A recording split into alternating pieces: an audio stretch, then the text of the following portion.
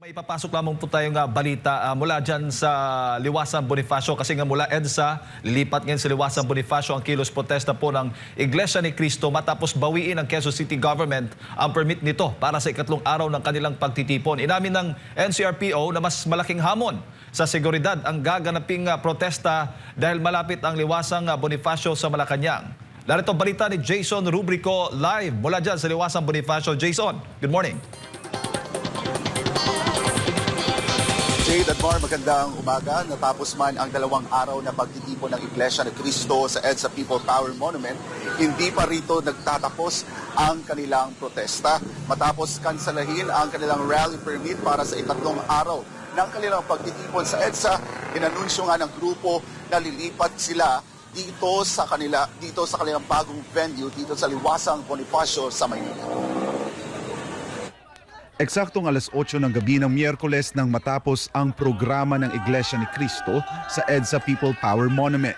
Ngunit bago tuluyang magsiuwian ang mga dumalo, muling pinabalik sa entablado ang mga miyembro ng INC upang ipahayag ang isang mahalagang anunsyo. So, lilipat tayo sa Manila. Dito sinabi ng pamunuan ng INC na kinansela na ang kanilang rally permit para sa ikatlong araw sana na kanilang kilos protesta sa EDSA. Ayon sa Quezon City Department of Public Order and Safety, ibinatay ang kanselasyon sa matinding epekto umano ng protesta sa publiko. Ayon pa sa Public Order and Safety Department ng QC, libo-libong individual ang nahuli o hindi na nakapasok sa trabaho at paaralan habang naapektuhan din umano ang operasyon ng ilang negosyo. Sinabi rin ng tanggapan na nilabag umano ng INC ang kasunduan na manatili lamang sa bahagi ng White Plains at hindi sakupin ang mismong EDSA. Sa kabila nito, inanunsyo ng INC na ililipat nila ang kanilang kilos protesta sa Liwasang Bonifacio sa Maynila, isang freedom park kung saan hindi na kinakailangan ang rally permit. Panawagan naman ng INC sa mga otoridad na huwag silang haharangin. At yun ang ating pakiusap lang sa otoridad, susundin namin yung batas, hindi nyo kami inisyo ng permit, magdadaos kami sa pwede namin gawin yung aming karapatan, huwag nyo lang kaming haharangin. Malinaw yan mga kapatid, tahimik tayo, wala tayong anumang gagawin kaguluhan, pero lilipat tayo para ma-raos natin yung karapatan natin na ginagarantiya ng saligang batas. Kaya mga kapatid, lilipat tayo sa Manila sa Liwasang Bonifacio. Ayon kay Manila Administrator Attorney Eduardo Quintos, hindi na kinakailangan ng anumang uri ng permit sa pagsasagawa ng pagtitipon sa Liwasang Bonifacio dahil ito ay isang government-designated freedom park. Kasunod nito, nag-deploy na ang National Capital Region Police Office o NCRPO ng karagdagang mga pulis sa Liwasang Bonifacio bilang paghahanda sa inaasahang pagdagsa ng mga miyembro ng INC. Ayon kay NCRPO Chief Major General Anthony Abirin, nakahanda ang pulisya na dagdagan pa ang deployment depende sa magiging dami ng mga lalahok sa pagtitipon. Na magdi-deploy po tayo ng karagdagang police doon. Although ang difference is they don't need to apply a permit because Liwasang Bonifacio is a freedom park. We will deploy an initial maybe 1,000 siguro. Depending po sa outcome po ng number po ng magrarally doon, then we will increase our deployment. For traffic direction, control and everything para sa rerouting scheme natin. Inamin din ni Abirin na mas malaking hamon sa seguridad ang gaganaping pagtitipon dahil malapit aniya ang Liwasang Bonifacio sa Malacanang. The pressure and the stress is the same on my part kasi mas mas mabigat nga kasi yung Liwasang Bonifacio is near Malacanang. We are on full alert status. We will maintain that status and of course may deployment po kami sa periphery ng Malacanang and we will maintain the deployment.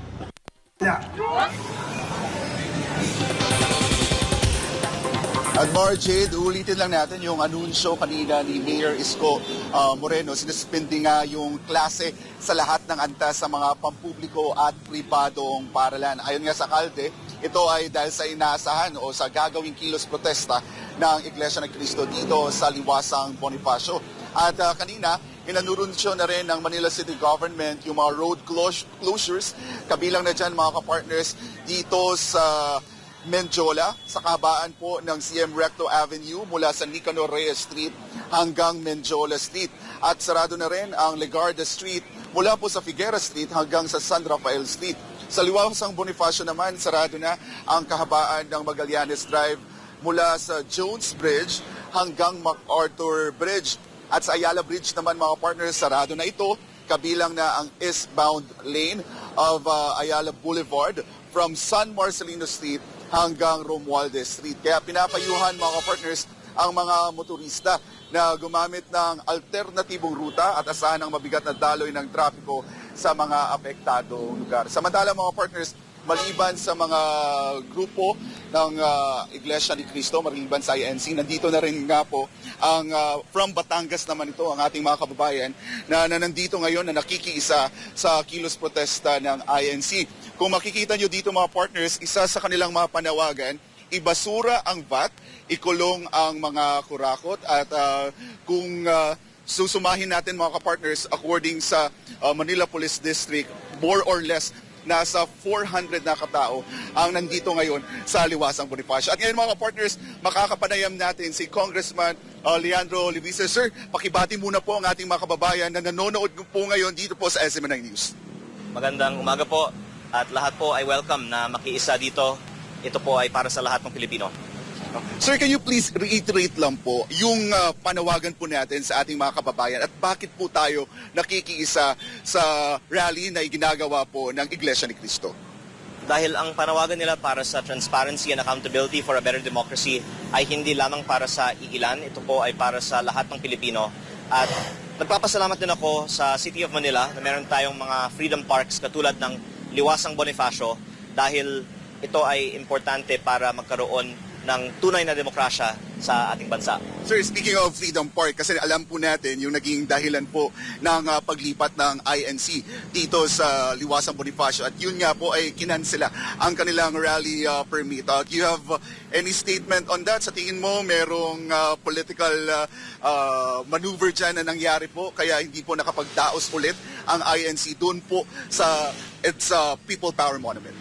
Thankful naman din ako na nagkaroon ng 2 araw na nabigyan ng permit. Pero maganda din dito sa Liwasang Bonifacio kasi hindi na masasabi na ito ay magiging cause of traffic in a major road like EDSA at ang maraming mga Manilenyo ay ngayon may opportunity naman na makiisa sa pagtitipong ito. Sir, kasama po natin ang ating mga kababayan sa Batangas sa oras na ito. Opo, ang mga tao na sa Liwasang Bonifacio ngayon ay siguro mahigit kumulang 5,000, of which mga 500 ay aking constituents na hindi miyembro ng INC. Ngunit marami din mga taga Batangas dito na lumapit sa akin na INC. Marami din mga INC na mula sa iba't ibang mga probinsya. Meron din pong mga hindi miyembro ng INC na nanggaling pa sa malalayo. May lumapit nga sa akin na taga Cebu na lumipad para lang dito. Kaya ito po ay isang event that represents the pulse of the people nationwide at I'm sure na mas marami pa ang gustong makiisa na hindi makakadalo, ngunit at least yung mga nandito ay nagre-representa sa kanila. Sir, can you tell us more about sa panawagan po natin ng ating mga kababayan mula po sa Batangas? Isa po sa pinananawagan nila ay ibasura yung van. Actually, yung panawagan ito ay panawagan ng grupo mula sa Batangas. Ngunit ang panawagan ng INC ay para sa transparency and accountability for a better democracy. Pero nagtutugma yung panawagan dahil ang gusto lang naman natin ay wag nang maging burden ang gobyerno sa buhay ng mga ordinaryong Pilipino. At ang VAT ay isang manifestation nito, pero ang deprivation ng mga tamang paggastos ng government funds ay isa pang manifestation ito. By the way, some of the leaders of the groups that are organizing this are also here. Kaya ako po ay representante sa Kongreso pero itong mga pagtitipon naman ay ino-organize ng mga pribadong mamamayan. Sir, lastly, panawagan na lang po natin sa ating mga kababayan na nanonood po ngayon live na live po sa SM9 News. Ako po ay nagpapasalamat sa lahat ng mga nagpapakita ng kanilang suporta sa social media.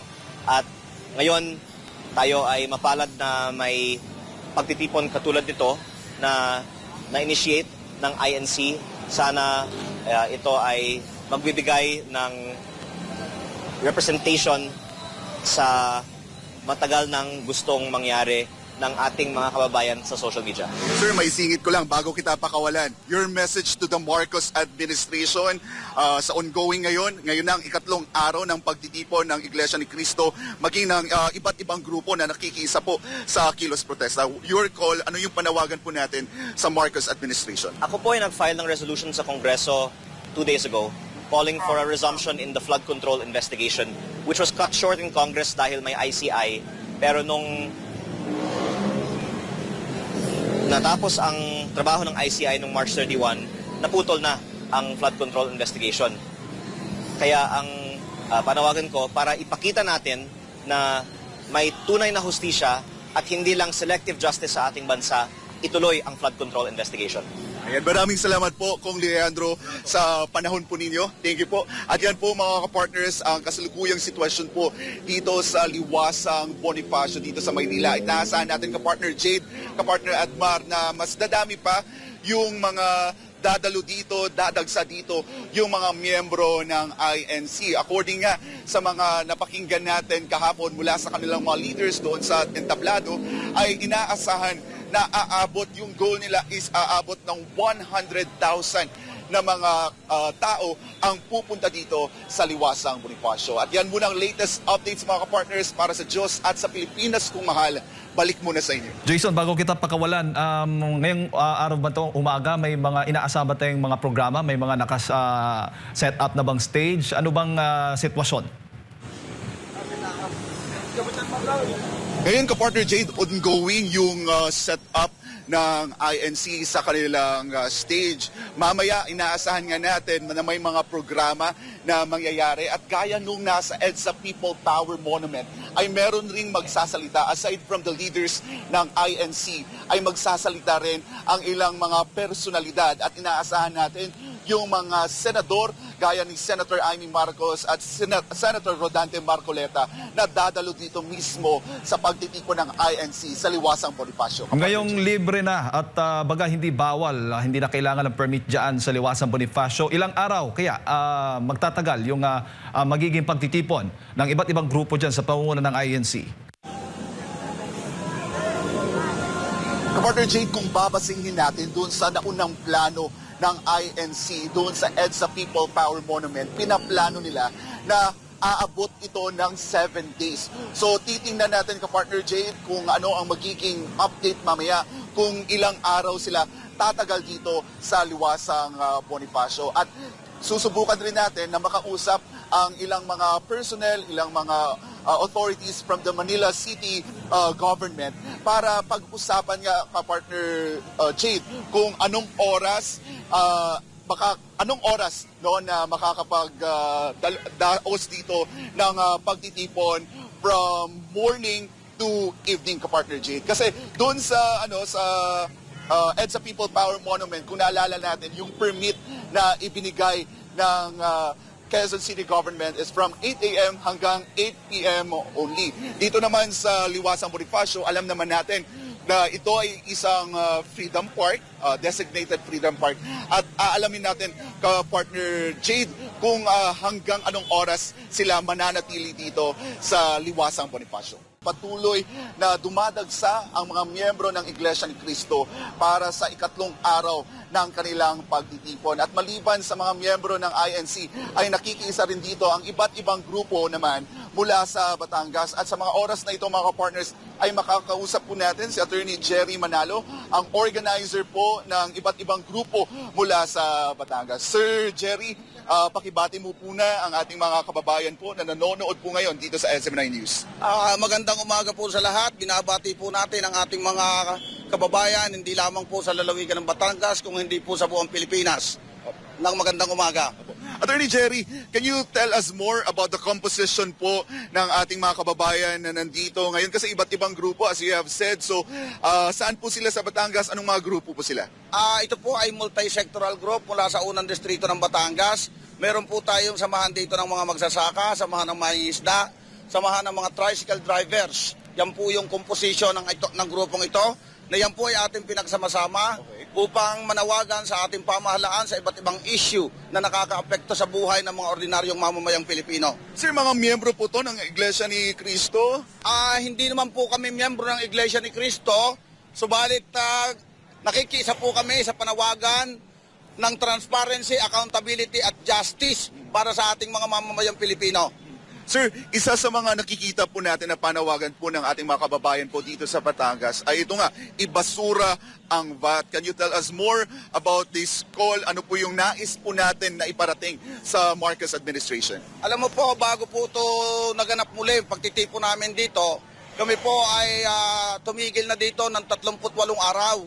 Dahil nga po sa panawagan namin ng VAT na mawala, hindi naman po totally mawala, mabawasan man lamang ang ipinapataw na pahirap na ito sa ating mamamayan, lalong-lalo na po nung panahon ng krisis sa petrolyo, na kasagsagan ng digmaan ng Iran at United States of America. So nakita ho namin na isang solusyon na makakabawas sa paghihirap ng ating mamamayan ay ang pagbabawas po ng value-added tax. Kaya po yun ang isinulong namin at pag-alis ng excise taxes. Kasi doon po ang nakikita namin paraan para mabawasan ang dinadalang paghihirap ng ating mga mamamayan. Hindi lang po mga Batanggenyo, kundi ng buong Pilipinas. Sir, your take naman po doon sa panawagan naman ng INC na transparency. Kasi yun nga, parang ine-express po nila yung support nila kay Senator Rodante Marcoleta at ipinananawagan nila at tinatanong nila bakit si Senator Rodante ang pananagutin. Gayong meron namang mastermind talaga doon sa flood control anomalies. Ako po bilang isang abogado ay nananawagan din ng katulad na panawagan ng grupo ng Iglesia ni Cristo at partikular ni Senator Marcoleta sapagkat lubhang nakapagtataka na sa panahong ito kung sino yung mga dapat unang mapahabla at makasuhan ay siyang hindi nakakasuhan at yung mga tao na nagpipilit na ilabas ang katotohanan ay siyang nakakasuhan ang nakakasuhan. Yan po ang kaya nga po, bagaman hindi po ng Iglesia ni Cristo, we are one on their call for transparency, accountability, and justice. Sir, bilang ano na lang po, magtatagal po kayo dito. Ano po ang plano po natin? Mas dadami pa po ba from Batangas ang pupunta dito sa Liwasang Bonifacio? Yun ang aming pinaplano. Bagaman na lubhang napakahirap ngayon, siguro naman naririnig nyo at nababalitaan nyo na wala naman pong makapasok na nahaharang sa mga daanan. Magkagayon man po, kami po ay nagtagal na dito ng 38 araw. So mananatili ho kami dito hanggang hindi natatapos ang mga isyong ipinananawagan namin sa pamahalaan. Attorney Jerry, panawagan na lang po natin sa ating mga kababayan. Sa ating pong mga kababayan, ako po ay nananawagan na ito na ang tamang panahon at pagkakataon upang maipahayag natin ang ating mga damdamin. Ito na po ang tamang panahon para mabigyan tayo ng pagkakataon na yung ating mga tinig ay marinig sapagkat habang tumatagal po ay napapansin at nakikita natin na mukhang hindi na po ito tama sa kasalukuyang panahon. Maraming salamat po. Ayan, maraming salamat po Attorney Jerry Manalo, ang organizer po ng iba't ibang grupo mula po sa Batangas. At yan muna mga ka-partners, ang latest updates po mula dito sa Liwasang Bonifacio para sa Diyos at sa Pilipinas kung mahal. Balik muna dyan sa inyo sa studio. Maraming salamat, Jason Rubrico, mula dyan sa Liwasang Bonifacio.